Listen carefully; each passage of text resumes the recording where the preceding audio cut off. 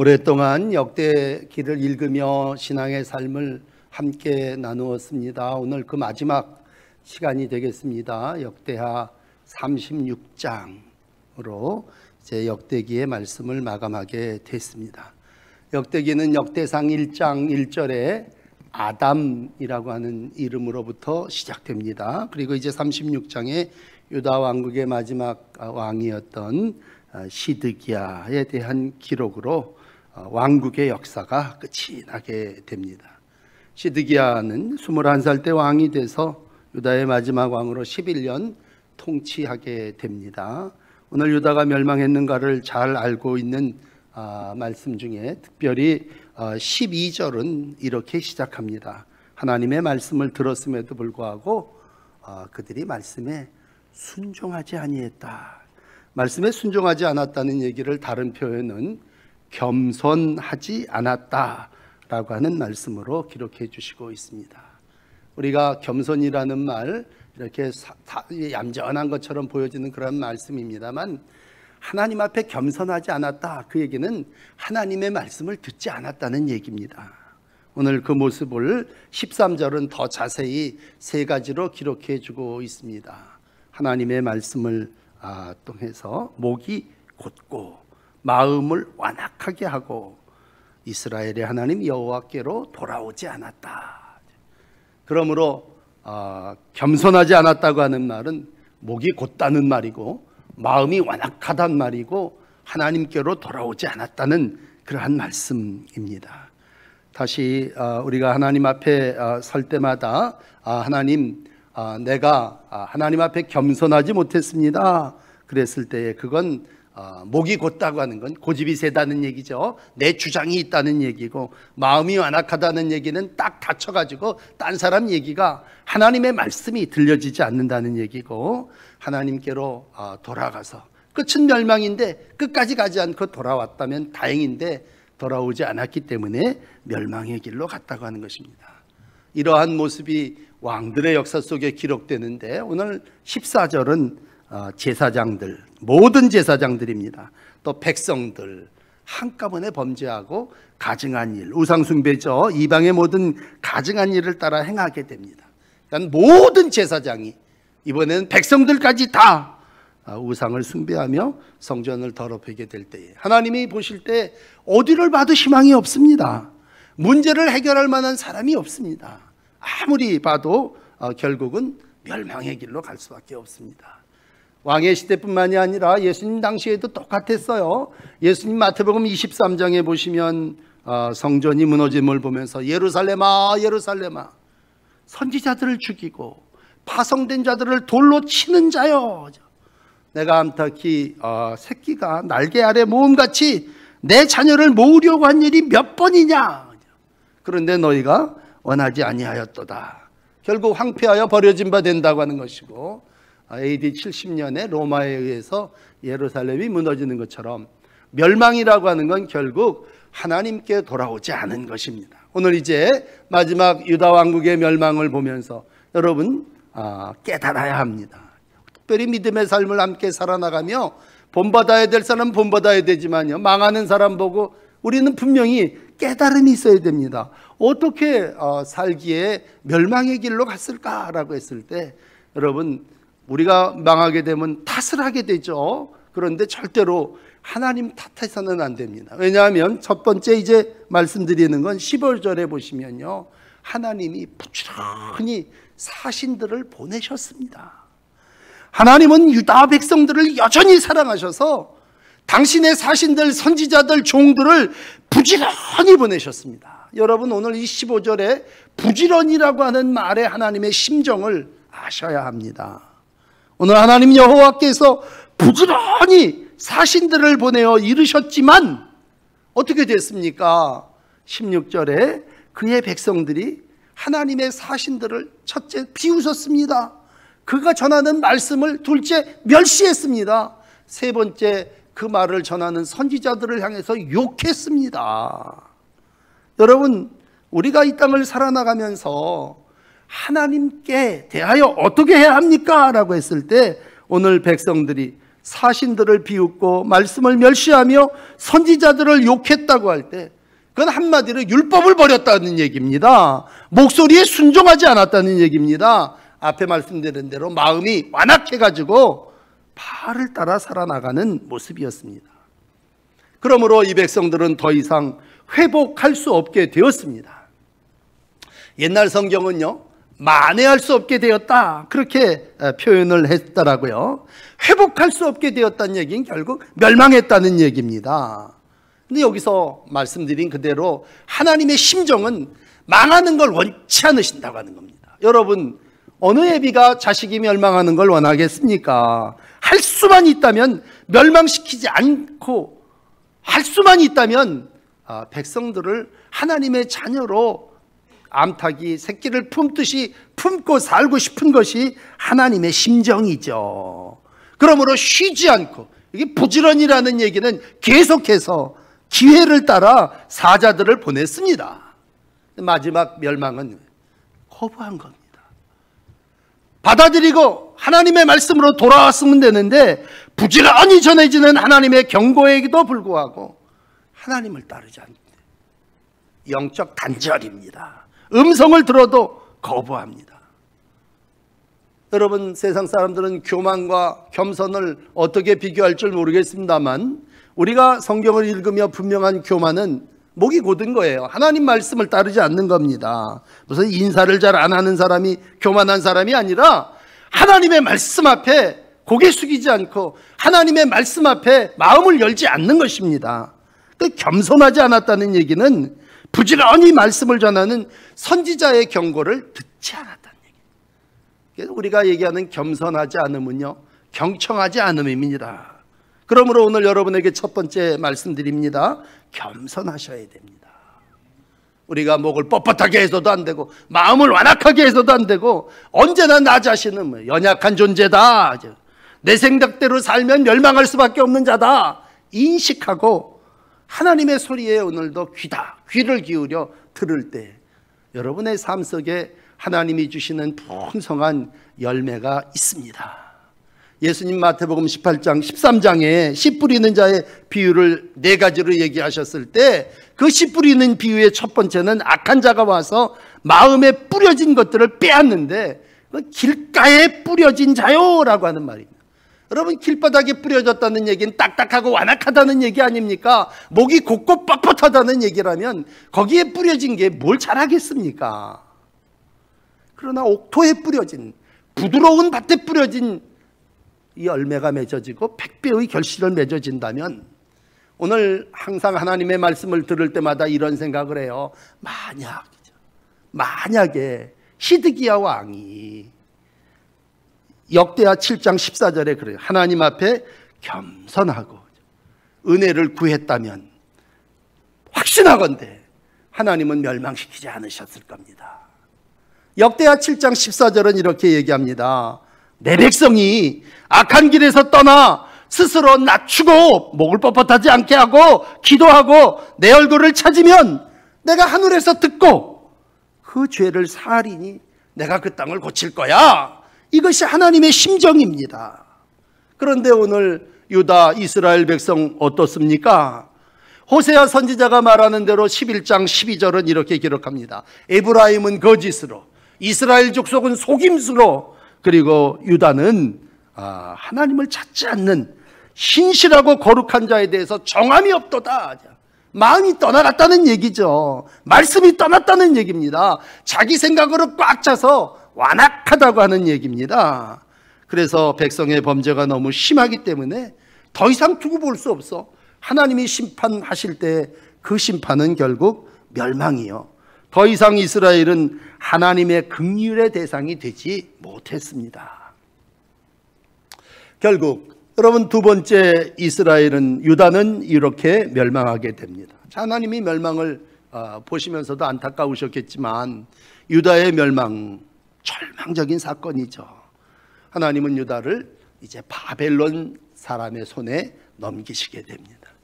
17절 말씀, 하나님이 갈대아 왕의 손에 그들을 다 넘기심에 더 이상 하나님의 백성 되기를 포기했다면 너가 정말 아무리 내가 너를 사람들을 보내어 얘기해도 네가 듣지를 않는다면 난 이제 너를 내 손에 두지 않고 저 갈대아 사람의 손에 넘기겠다. 그래서 갈대아 사람들이 BC 586년이죠. 쳐들어옵니다. 예루살렘을 에워싸서 1년 4개월 동안 꽁꽁 묶어둡니다. 그리고 예루살렘에 결국 성문이 열리게 되고 오늘 참담한 멸망의 모습을 18절서부터 계속 기록되고 있습니다. 그대로 읽어드릴게요. 17절 보시면 칼로 청년들이 죽임을 당합니다. 갈대아 사람들이 쳐들어와서 청년을 칼로 죽인다는 건 서로 싸움을 하니까 죽인다는 얘기예요. 그런데 노인과 병약한 사람들까지 죽입니다. 남녀노소 다 죽여버립니다. 무자비라고 하는 말은 노인과 약자까지 긍휼히 여기지 않는다는 얘기입니다. 식량을 주지 않아서 굶어 죽이는 정도가 아니라 병약한 사람까지 긍휼히 여기지 않는 자비가 없는 멸망의 모습, 참담한 모습입니다. 그리고 난 다음에 이제 기구들, 보물들 다 전리품으로다가 바벨론으로 가져가죠. 18절 보시면. 19절에 보면 성전, 하나님의 전 다 불살라버리고 헐어버리고 태워버립니다. 그리고 20절에 가서 그래도 살아남은 자들이 있다면 그들은 포로로 노예로 붙잡아갑니다. 여러분, 하나님의 백성이기를 포기한 자, 그들은 더 이상 긍휼의 대상이 아니라 멸망의 대상이 돼. 거기서 살아남는 자, 이제는 하나님의 종이 아니라 바벨론의 종이 되어집니다. 정체성을 상실한 인간의 삶을 얘기한다면 그건 세상의 종이 되는 모습입니다. 예레미야는 9장 15절에 이렇게 얘기합니다. 이 백성에게 쑥을 먹이며 독한 물을 마시게 하고 여러 나라 가운데 흩어버리시고 진멸하기까지 하나님 멸망시킨다는 얘기입니다. 우리가 누구입니까? 하나님의 자녀들입니다. 하나님이 우리를 구별해서 자녀로 삼아주시고 왕을 보내달라고 해서 왕들을 보내셔서 우리 백성들을 통치해 주셨습니다. 그런데 이제 시드기야 시대의 마지막 유다 백성들은 자녀이기를 포기해버립니다. 하나님의 진노와 심판이 있고 노예가 돼서 20절 끝에 보면 바사 나라가 통치할 때까지 70년 동안 종살이를 하게 됩니다. 왜 그랬어요? 이유가 뭡니까? 라고 물을 때에 하나님을 의지하지 않고 말씀에 순종하지 않았기 때문입니다. 나중엔 급하니까요, 뭐 지푸라기라도 붙잡는다는 심정으로 애굽을 의지하게 됩니다. 썩은 나무와 같은 애굽, 불타다 내버린 부지깽이 같은 애굽을 의지합니다. 더 화가 난 거죠. 그래서 바벨론을 통해서 하나님은 심판을 이루시게 됩니다. 이 모습을 예레미야는 21장 7절에 이렇게 기록하고 있습니다. 내가 유다왕 시드기야와 그의 신하들과 방백과 성읍에 전염병과 칼과 기근과 남은 자들을 바벨론의 느부갓네살의 손에, 원수의 손에 넘기리니 극치근히 여기지 아니하고 긍휼히 여기지 아니하고 불쌍히 여기지 아니하리라. 결국 멸망입니다. 시드기야 살아보려고 밤중에 야반도주해요. 그런데 어떻게 됩니까? 열왕기야 25장 7절에 보면요, 비참하게 보는 앞에서 아들이 죽습니다. 그리고는 눈을 빼서 쇠사슬로 놋사슬로 결박해가지고 바벨론 느부갓네살 왕이 직접 끌고 바벨론으로 가버립니다. 이게 멸망입니다. 눈앞에 아들이 죽는 모습을 봅니다. 자기 눈이 뽑히고 오늘도 바벨론 나라의 포로로 붙잡혀감으로 시드기야 왕 20대 왕으로 하나님의 백성 이스라엘의 유다의 역사는 이제 마감을 하게 됩니다. 그렇다면 땅은 어떻게 되겠습니까? 여러분, 오늘 21절은 특별히 땅에 대해서 한 절을 할애하고 있어요. 땅은 그동안에 한 번도 안식년을 지키질 못했습니다. 한 번도 이 백성들이 하나님의 말씀을 따라 살질 않았기 때문에 쉼이 없었어요. 그 약속의 땅, 죄악의 쇠사슬로 끊고 백성들 다 포로로 붙잡혀가니까 황폐한 빈 땅이 됐는데 오늘 그 부분을 21절은 70년 동안 안식을 누린다고 21절에 기록하고 있습니다. 토지가 황폐해졌다라고 하는 말이 아니라 땅이 그동안 쉬지 못하였으니 안식을 누리고 이는 예레미야 입으로 하신 말씀이 이루어진 것이다 라고 말씀하셨습니다. 하나님은 분명히 당신의 백성들에게 안식일을 주셨고 안식년을 주셨습니다. 하나님의 백성들은 오늘 그 하나님의 음성에 청정하지 아니했고 잊고 우상과 세상식으로 살았습니다. 하나님 강제로 땅에 안식을 주시는 거예요. 70년 동안. 우리가 안식일을 안 지키고 안식년을 안 지킬 때 하나님이 어떻게 보면요, 그냥 뭐 어디 병원에 갖다 놓으서라도 그 사람을 쉬게 하고 땅을 저 포로로 보내고 나서 땅을 70년간 황무한 상태로 쉬게 하시는 모습이에요. 이게 하나님의 방법이고 하나님이 쉬게 하신 멸망의 모습입니다. 그렇다면 오늘 유다의 멸망으로 역사가 끝이 납니까? 이제 이어지는 22절, 23절은 놀라운 회복의 역사가 있게 됩니다. 여러분, 우리의 죄와 우리의 실패에도 불구하고 하나님은 당신의 계획한 모든 일들을 하나하나 이루어 가시고 있습니다. 때가 참에 하나님은 다윗의 언약을 신실하게 이루시기 위해서 바사의 고레스 왕을 사용하시게 됩니다.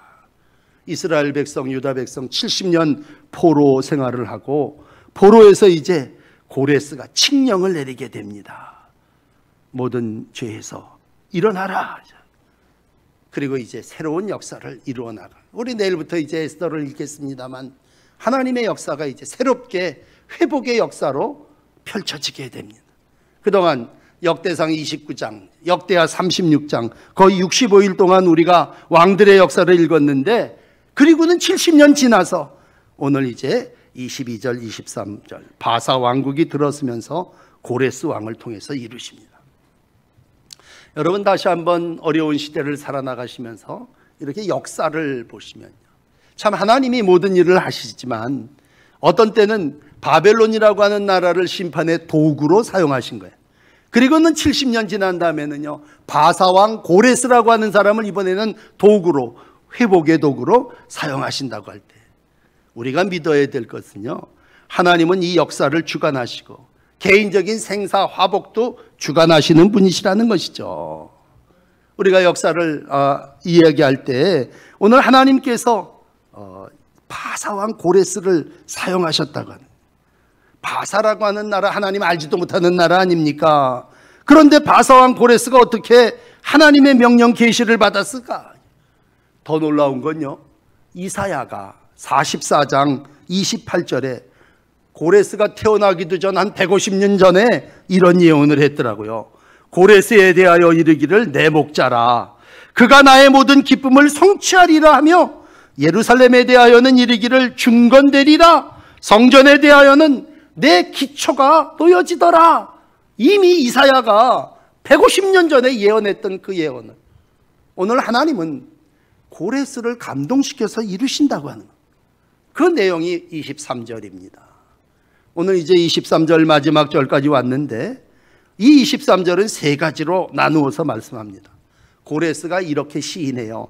하나님이 나에게 세상의 왕이 되시게 하셨고 유다 백성들을 보내어 성전 짓게 하셨다. 두 번째로, 그러므로 너희는 너희 백성 중에 다 일어나서 성전을 지러 가라. 그리고 마지막 세 번째로는 하나님 여호와가 너희와 함께 하시기를 원한다. 이렇게 말씀하고 있습니다. 여러분, 이방 나라죠. 하나님을 알지 못하는 바사의 왕 고레스가 하나님이 나에게 왕이 되게 하셨다. 그렇게 시인하는 겁니다.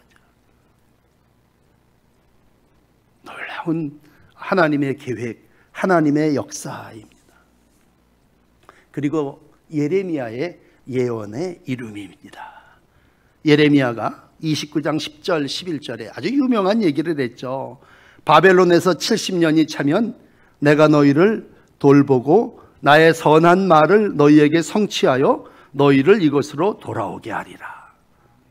여호와의 말이니라. 그러면서 너희를 향한 내 생각은, 너희를 향한 나의 생각은 재앙이 아니다, 멸망이 아니다, 평안이다, 너희에게 미래와 희망을 주기 위함이다.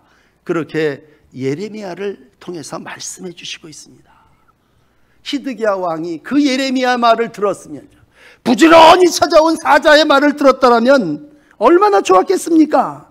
그런데 그냥 제 생각대로 살아나간, 오늘 하나님은 이 시점에 우리에게 말씀하십니다. 야, 내 생각은 너 생각하고 달라. 무슨 얘기입니까? 네 생각대로 살지 말고 내 생각, 하나님의 생각대로 살라는 거죠. 여러분, 내 뜻과 하나님의 뜻이 있다면 어느 뜻을 따르는 것이 신앙입니까? 내 뜻하고 다르더라도 하나님의 뜻을 따르는 게 순종이고, 교만하다는 얘기는 계속 자기의 뜻대로 가는 거 아니겠습니까? 오늘 이방 고레스를 통해서 말씀합니다. 야, 나한테 성전을 건축하라 하셨나니 너희 중에 그의 백성된 자는 다 올라갈지니라. 오늘 여기서 아주 중요한 한 단어를 말씀드릴게요. 그의 백성된 자라고 하는 말씀입니다. 오늘 고레스의 조서의 핵심은 새로운 임금을 세워서 나라를 다시 시작하라는 것이 아니올시다. 다윗과 같은 왕, 솔로몬 같은 지혜자를 택해서 너희가 하나님의 성전을 지라는 얘기가 아니올시다. 이제 멸망 후 70년 새 나라는 악한 왕들에 의해서 멸망했으니까 더 이상 왕들을 통해서 이루는 것이 아니라 백성된 자가 이 모든 일들을 이루어야 할 것이라고 하는 말씀입니다.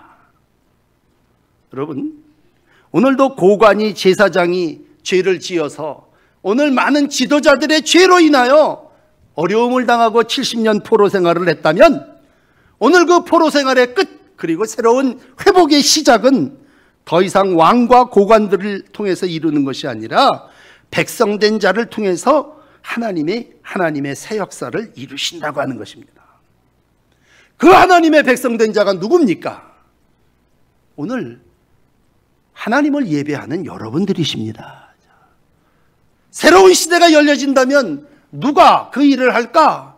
여러분, 왕이 하는 것이 아니고 고관 대작들이 행하는 것이 아니고 오늘도 하나님의 백성된 자를 통해서 하나님은 하나님의 나라를 이루어가기를 원하십니다.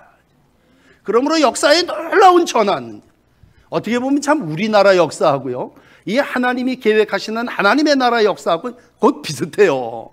우리나라 2조 500년 역사를 살지 않았습니까? 일제 35년 6년 통치를 받아서 광복돼서 광복절을 지내면 초대 건국 대통령인 이승만 대통령이 이제 재헌국회를 하면서 하나님 앞에 기도하고 새로운 민주주의 시대를 열었지 않습니까?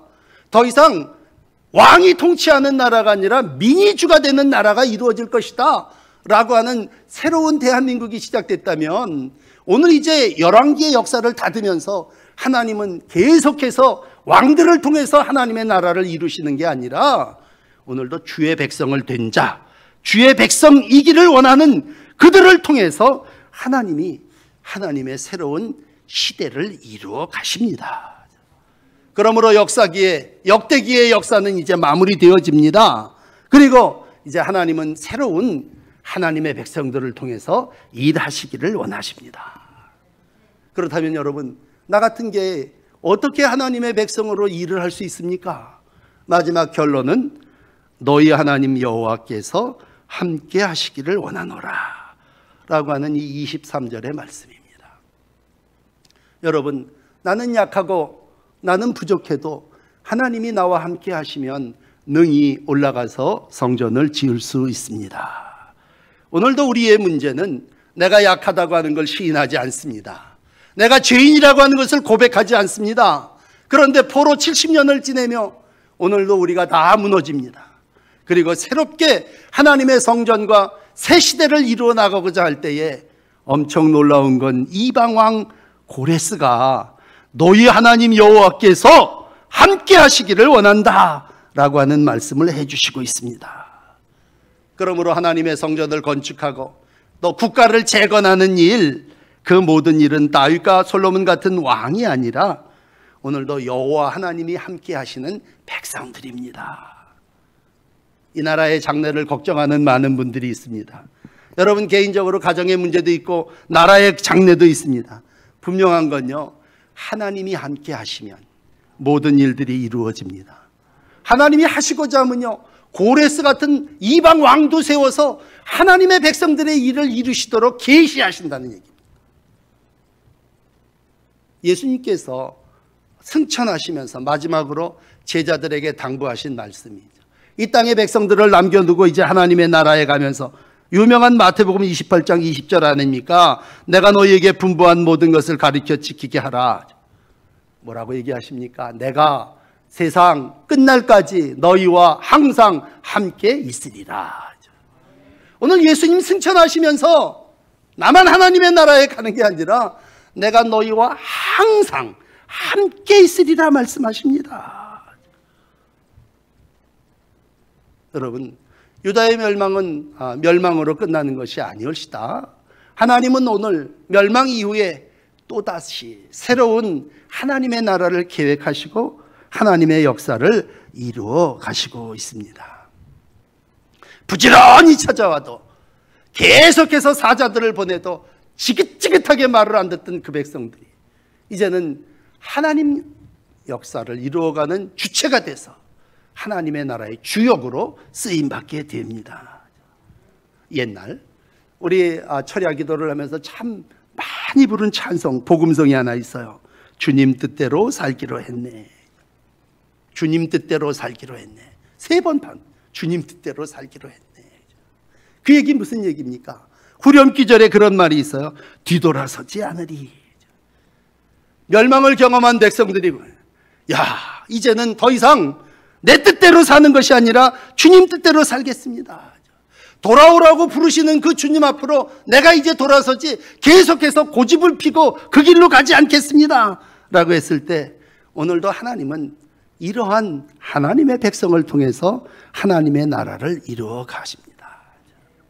여러분, 오늘도 멸망 앞에 하나님이 우리에게 주시는 깨달음이 있습니다.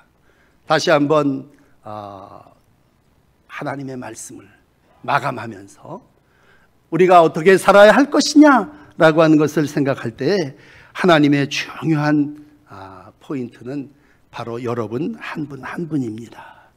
그의 백성된 자 여러분을 통해서 하나님은 죽음과 죄로 끝날 뻔한 역사를 다시 시작하십니다. 여러분들이 이 시대에 새로운 하나님의 백성으로 하나님을 위해서 새 역사를 이루어 나가시는 믿음의 출발이 되시기를 축복합니다. 기도하십시다. 유다의 멸망을 보며 또 역대기의 마지막을 읽으며 하나님의 말씀을 붙잡지 않았던 백성들이 결국은 멸망당할 수 없음을 우리에게 보여주셨습니다. 어려운 시절을 살아나가며 하나님, 올해는 우리가 말씀을 표준 삼는 교회, 말씀을 순종하는 가정이라고 하는 표어를 삼았습니다. 세계적으로도 어렵고 가정적, 개인적으로도 어려운 삶을 살아나갈 때 다시 한번 말씀이 표준되게 하시고 말씀에 순종해서 하나님의 뜻을 이루어 나가는 하나님의 백성의 날들이 되기를 원합니다. 오직 하나님만 신뢰하겠습니다. 기웃거리고 세상의 헛된 것들 지푸라기처럼 붙잡지 않게 하시고 어려울 때일수록 하나님께 돌아오게 하시고 하나님과 인격적인 만남을 이루어가게 하여 주옵소서. 이 시대에 하나님의 백성에게 또 새로운 사명을 맡겨주시는 줄 믿습니다. 주님, 우리에게 성전을 건축하라고 하는 사명 주셨사오니 주님, 이 일이 왕들의 일, 고관들의 일이 되지 않게 하여 주시고 이제 그의 백성된 자들이 나서서 하나님이 우리에게 주신 사명으로 알고 감당해 나가기를 원합니다. 이방 사람 고레스의 마음을 감동시키신 하나님께서 저 북녘 땅의 김정은이도 마음을 감동시켜 주시고 바꾸어 주셔서 하나님 통일되게 하시고 하나 되게 하시고 하나님의 역사를 이루어 나가도록 복내려 주시옵소서. 오늘도 세상을 향한 나의 생각은 너희 생각과 다르다고 하셨사오니 하나님 앞에 머리 숙인 모든 이들이 자기의 생각 고집대로 살지 않게 하시고 하나님의 뜻, 하나님의 영광을 이루어 나가는 도구 되게 하여 주시옵소서. 예수 그리스도의 이름으로 간절히 기도드립니다. 아멘.